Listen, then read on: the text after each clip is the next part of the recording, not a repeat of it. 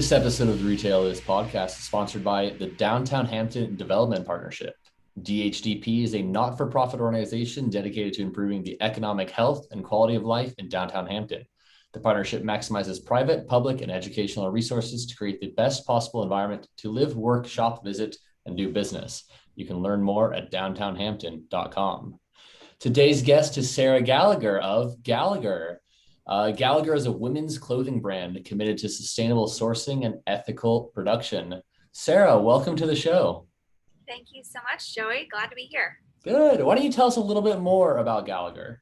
Sure. So Gallagher, as you said, is a sustainable women's wear brand. It's a made-to-order brand. So I design as well as produce everything here in Norfolk. So everything is made in-house, and we cut pieces one at a time as part of our sustainability platform. Rather than carrying excess waste or manufacturing overseas, everything is made and developed right here. Wow. And where did that idea come from? So I have been sewing pretty much my whole life. I started around like age 12 and have always just really loved making clothes. I made my own dresses through high school for different events. And then I ended up going back to school in 2017 after getting my undergrad in philosophy, went back to school for fashion design at FIT in New York, which is where I developed kind of the rest of the skill set that I felt like I would need to have in order to launch my own line.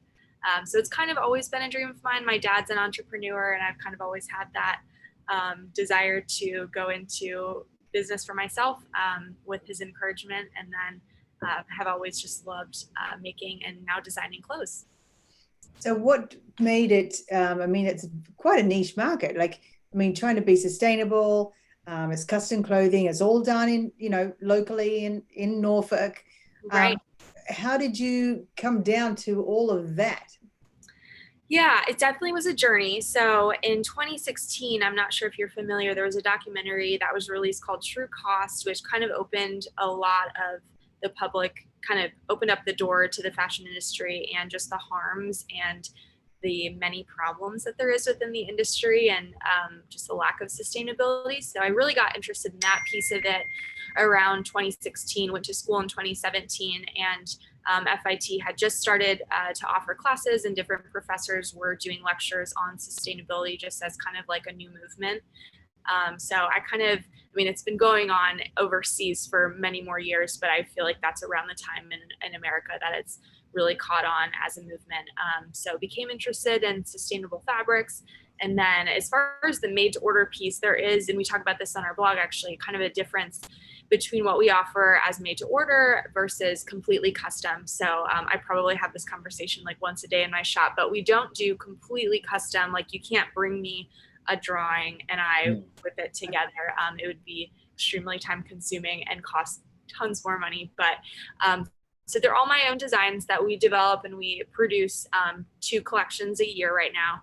And then we do offer alterations to those pieces. So if you wanted it a little longer, a little shorter, if you wanted me to take the sleeve up, I can make minor alterations to my pieces. I just don't do fully custom work. No, and that was really out of it.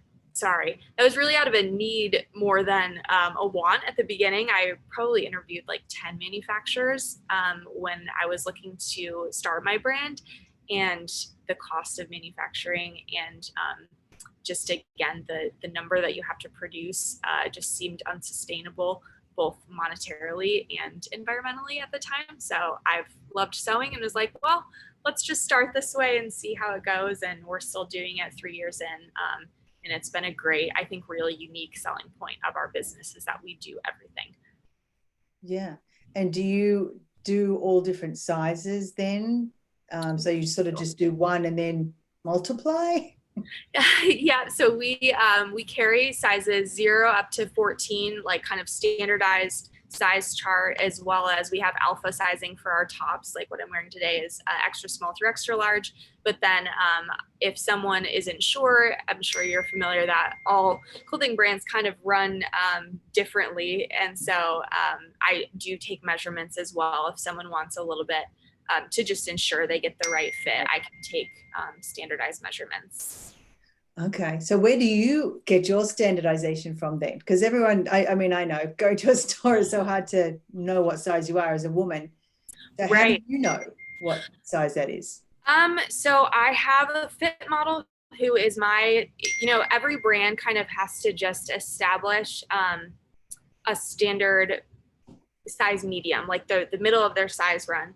And so for our brand, my size 8 is kind of based on like an aggregate of other contemporary brands that I shop. And so using those measurements, which are all available online from larger retailers, I've established, this is my size 8, my medium. And so I use the same fit model for every collection. It's a local fit model that I kind of that's where I establish my middle ground. And then I outsource. The only part of Gallagher that's outsourced is my sizing to a company in New York. The service is called grading. When they take everything, they digitize it, and they establish like this is a 0, this is a 14, based on your middle size. Oh, wow. Okay. Okay. That's really interesting. So then you did this all by yourself. Like I mean, you said it's in the family, like the entrepreneur spirit is in the family, but I mean, Yeah, wow, okay. And is it yeah, still you, or do you have someone you work with? Like, I know I mean, you've got your model that helps, I suppose, to right. keep the clothes on, It but you really know, it's a group effort. I would love to. I mean, I don't think I would love to say that I do it all by myself. It's been great to add on to our team. So, my sister and I actually launched the brand together in the spring of 2019. My sister is an incredibly talented creative director for a digital media company. She's a graphic designer by trade, but she's also a photographer and builds websites. So, she does kind of all of our digital communication. And that sort of thing for the brand, as well as photography. And it's really great because our skills don't really overlap. So I take care of all of the product development and design, and then she takes care of the digital marketing and communications aspect of things. right. So she's been with me from the beginning and is a part owner of Gallagher. And then I hired my first seamstress in the new year. I just had a baby boy, and so knew that I was going to need more help once I took on the new role of becoming a mother. And she has been just an angel. I like cannot stop bragging about her. She's the best thing that's happened to the brand in a long time. Oh. Stacia is a wonderful part of the team. So she now handles probably 75% of the production, while I am able to, continue my role kind of as director of design and just see things on a bigger scale. What is Vision-wise. your store like? Is it so? Do you have a physical location? Yes, we have a physical location in downtown Norfolk and Selden Market.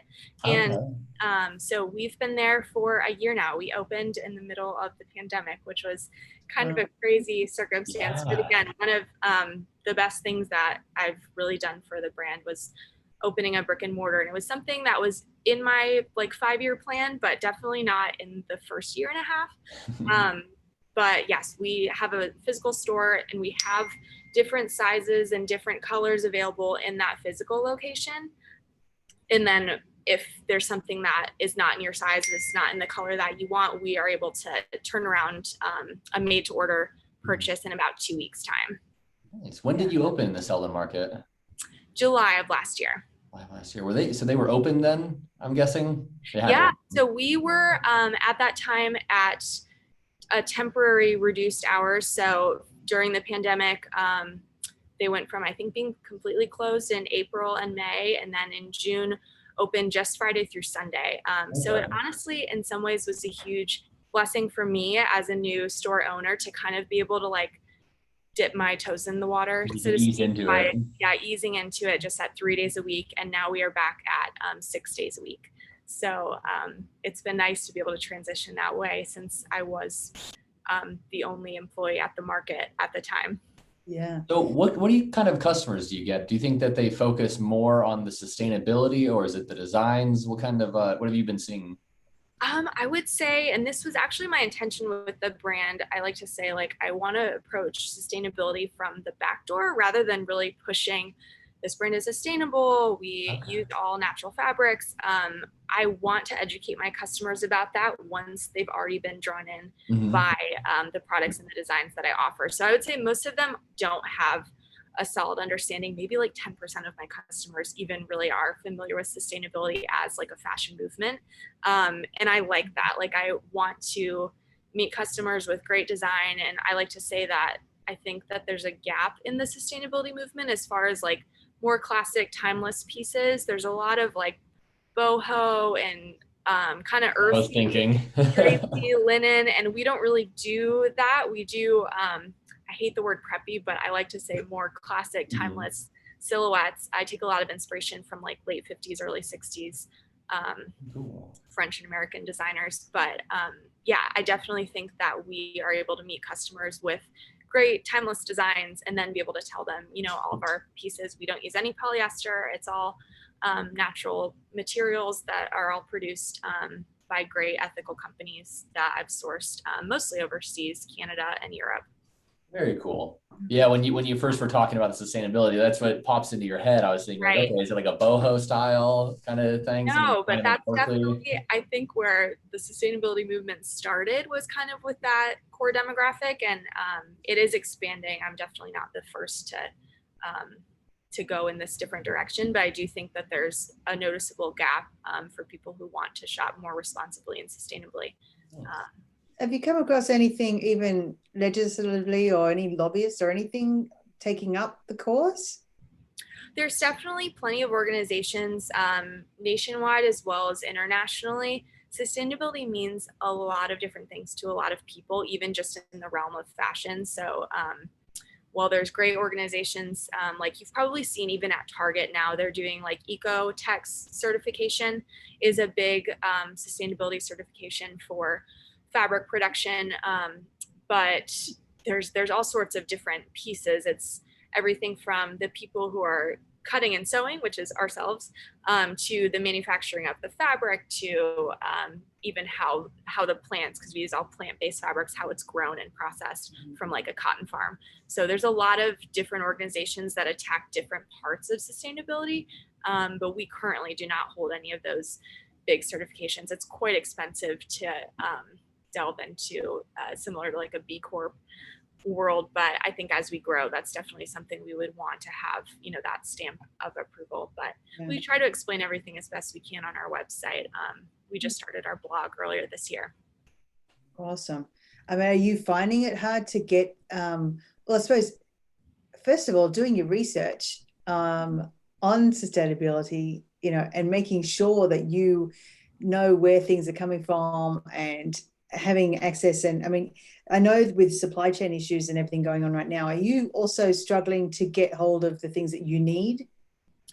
I have been fortunate to have a great relationship with just a few suppliers. And while there definitely was a point during the pandemic where we were seeing delays, and then we were also, for a bit of the end of Trump's presidency, seeing an increase in tariffs overseas, especially from my Asian suppliers. It really has gotten a lot better, I would say, from the beginning of the new year. Things have kind of started to level out for me. I definitely, within the marketplace, you know, have created close relationships with the other store owners and know that different retailers are dealing with different sorts of backups and manufacturing. But for the most part, I really try to pay attention to. A lot of my suppliers have offices in New York, so the Jewish holiday calendar is really important to pay attention to as far as closures. And then overseas, the Chinese New Year is usually about a month of delay time, so try to get your orders in before the Chinese New Year is always a big thing, but not a ton related to the pandemic, at least anymore. So I'm grateful for that.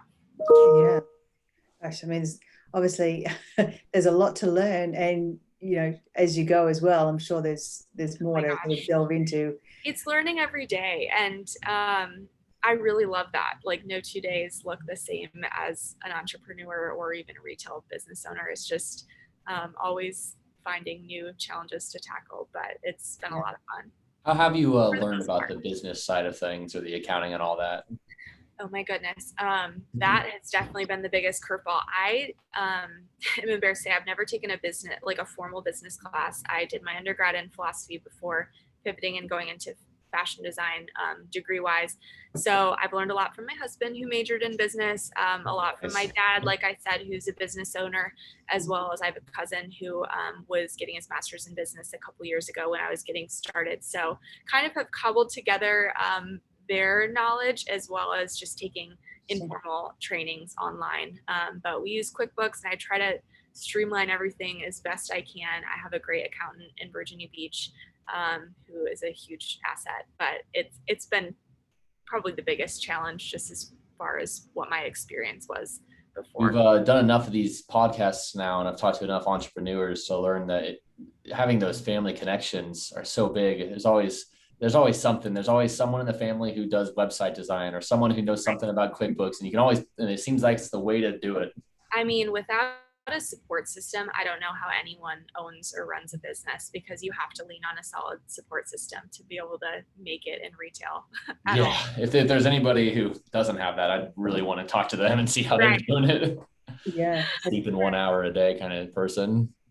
Totally. It's true. It's like, even talking to some of our members, part of the benefit, I think, of Retail Alliance is that they get to talk to the other business owners, just to sort of help each other and figure out, okay, well, what did you do when you had this issue, or what supplier have you used for this? And I think that that support, if you don't have it in your family, that having that network is, you need to find it somewhere else if it's not in your family. Yeah, I was a part of like a paid Facebook group specific to fashion startup businesses called Startup Fashion for the first year of Gallagher, just to find resources of hey, where do you get the best lining fabrics? Where do you buy your zippers? Where do you get your labels? I mean, there's a lot of pieces. Very specific to a specific industry, and that was a huge help, and I always recommend that to others looking to get into the industry as a really great resource. So where are you going from here? What's the plans? The next really phase of Gallagher is to just continue to expand our products, and I'm not sure if you're familiar with Selden Market's kind of vision for what the tenants here do, but it is really just like a 3-year incubator program. So long term, we would not necessarily stay in Selden Market, but I've always loved retail, guys, and I've always loved the idea of having a brick and mortar. And this short time, just a year that I've been in Selden, has really solidified that. So I think finding a brick and mortar location in Hampton Roads. I'm my military spouse, so might not be in Hampton Roads. I'm not quite sure yet, but I definitely have loved the retail experience.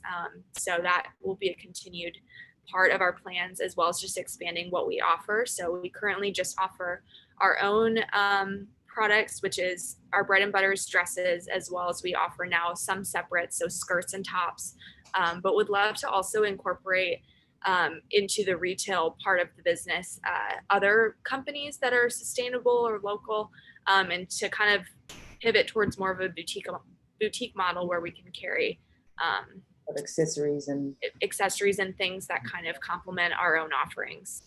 So definitely in the mix. I think growing the team to continue to offer sort of this made to order option with alterations has been such a huge selling point that I've seen, again, just in having the physical location. So I think we'll probably keep that piece, but long term it might behoove us to have more of a manufacturing, either offsite here in Hampton Roads or elsewhere in America. I'm not opposed to overseas, but I love having at least one person in the shop who's able to be oh yeah, I can alter that for you.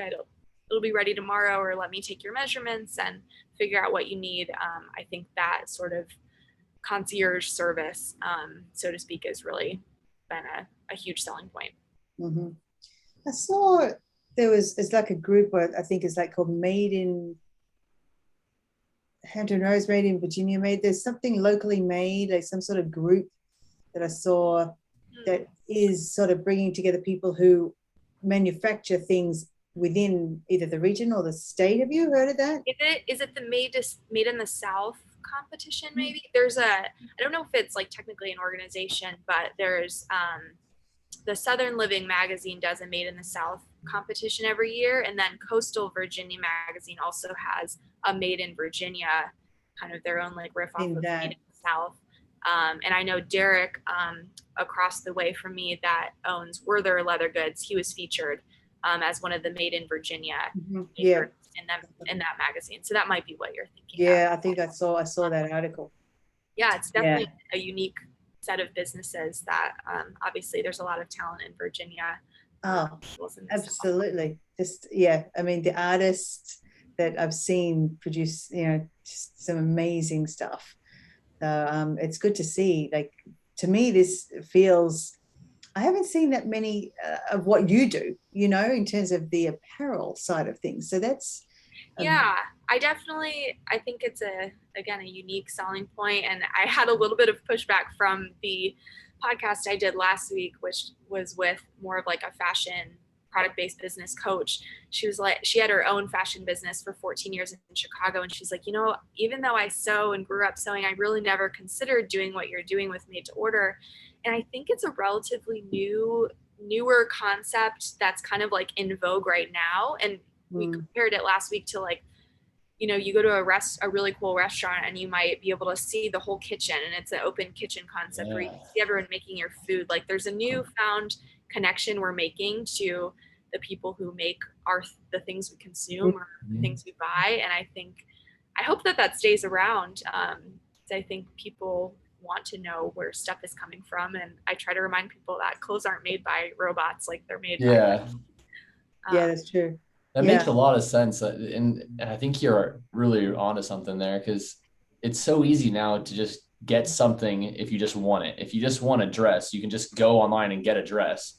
Right. Like, if you want that connection, is like, that's the thing that's going to make me go to a store and go to the thing. Like, thing with restaurants. I always fight with my wife because I want to sit near the kitchen. I want to be where the action is. I want to see it all happen. Totally. And I think that's how we develop loyalty to our businesses, because brand loyalty, I mean, it's hard in the online sphere to get customers to be brand loyal. I mean, I online shop a ton, and you're always comparing different brands, and it's hard to stay loyal. But I think having that offering and that connection with customers in a retail space helps build that loyalty. I've definitely seen that here. And I've been reading some national stories about the whole direct to consumer. It's becoming such a bigger thing now. So I think you really are on the upward trend on that. So it's good timing too. That's what consumers are wanting. The transparency, and just that relationship directly with the source. They're not through some third party they don't know. So yeah. And just the ability to stay nimble, because, as we all saw with the pandemic, and just business owners in general know, you have to pivot sometimes. And I think just staying really lean and, not overproducing, 100 pieces that might not sell next season, but just listening to our customers and taking their feedback, just cutting dresses one at a time is working for us so far. Oh yeah, that getting rid of all that wastage, it's just, it's a huge loss for a lot of businesses. For sure. It was heartbreaking for a lot of, we do have some wholesale partnerships with boutiques in the area, and, they were just stuck with all of this, spring, summer inventory from the beginning of 2020 that they couldn't move, which affects the rest of their year. So yeah. Have they gone on clearance, or do you know what they're doing? Yeah, a lot of them just had to put it all on clearance and, kept it on their floor for as long as they could until their next season, because you're usually buying at least 9 months out for the future seasons. So they've already made their fall purchases, they've kind of bought that, and just had to put on clearance more quickly than they probably would have liked some of that spring summer inventory. So it was tough on a lot of industries, but definitely the fashion industry. Yeah. Oh, well, we are running low on time. Kyle, you got any questions you'd like to ask before we finish? You said that you're you're married to military. Are you from Hampton Roads? I'm not. So I am from Michigan originally. I have a lot of family in the Chicago area, as well as my husband's family. And so we've been here for 5 years in Hampton Roads. And we have he has current orders for 3 more years. So we know we'll be here for the next few, and then we're not quite sure after that. Another adventure. Yeah. Yeah, another adventure. But that's another great thing about having at least an online presence. That's what we started with Gallagher, like I said, in the spring of 2019. So hopefully we could pick up and move. But like I said, the brick and mortar has been a huge asset, and I've really loved it. So wherever we're on to next, it'll definitely be Yeah. a consideration. Oh, it's a great experience. No matter which way you go, online or brick and mortar, you could take that Definitely. anywhere. So, good job. Yeah. It was lovely to talk to you. Thank Yeah. Really you, great Sarah. talking to you guys. Yeah, thanks so much for being on the podcast, Rachel. So where can people find you? How do they get in touch with Gallagher or find Gallagher? You can find Gallagher on Instagram.